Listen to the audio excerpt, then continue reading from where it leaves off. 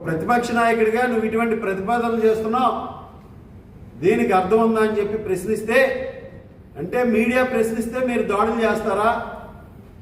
మీ సాక్షి పత్రిక మాత్రం అడ్డగోలు రాతలు రాయొచ్చు, అన్నీ మర్చిపోయి ఉచ్చ నీచాలు మర్చిపోయి సాక్షి పత్రిక మాత్రం అడ్డగోలు రాతలు రాయొచ్చు. మిగిలిన వారిని మాట్లాడితే మాత్రం మీరు దాడులు చేస్తారు వారి మీద.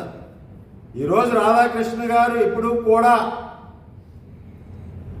నిర్భయంగా ఆయన జర్నలిజం చేశారు. ఆయన ఏ రోజు కూడా ఒక పార్టీకి సపోర్ట్ చేయాల. తెలుగుదేశం పార్టీని ప్రశ్నించారు, ఇతర పార్టీలని ప్రశ్నించారు.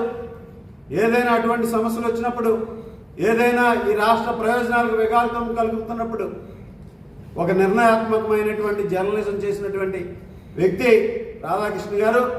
ఈరోజు అటువంటి దాడులను కూడా పూర్తిగా ఖండిస్తున్నామని సందర్భంగా తెలియజేసుకుంటూ